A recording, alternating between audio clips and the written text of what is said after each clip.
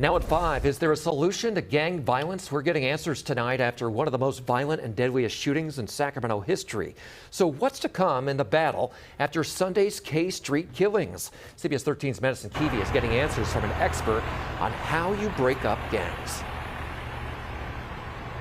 Yeah, that's the big question, right, Curtis? You know, this expert has nearly 2 decades of experience studying and embedding with gangs, specifically MS-16. And he says, while, you know, he's been paying attention and looking, we don't know much yet about what went into the 10th Street shooting. He did give some perspective on what potentially could happen next and how to stop it.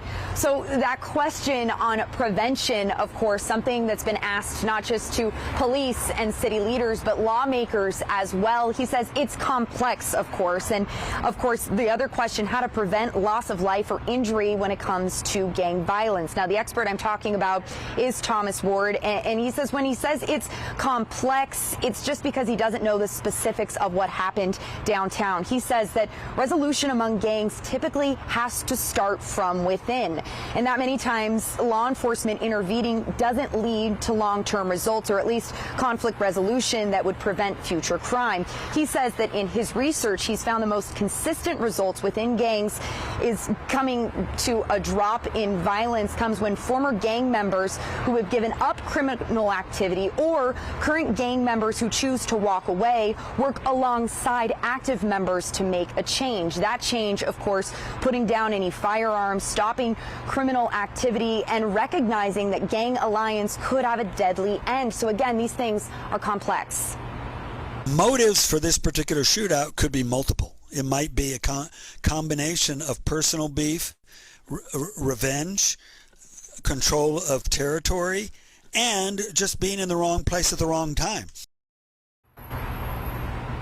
You know, he really talked a lot to the mindset of someone that chooses to join a gang and partake in this behavior. Coming up tonight at 6, more from my conversation with him as we understand more, especially just a day after Sacramento police say that at the center of this is gang violence.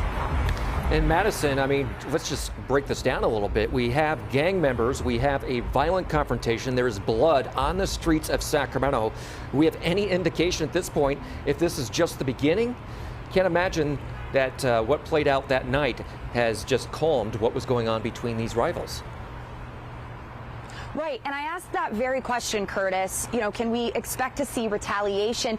He says traditionally in gang culture, so to speak, it's not an eye for an eye. It's an eye and then some. He says retaliation is definitely something that could potentially come from this, especially as we learn more about the victims and suspects that are involved in this. Obviously, we know police have said that at least 5 shooters are involved. He says what he'll be watching for, especially when it comes to retaliation, is who those 5 suspects are. We already know one, DeAndre Martin, and what their ties are, if to any gang alliance. I dug through court documents and found Smiley Martin does have ties to gangs dating back a decade ago.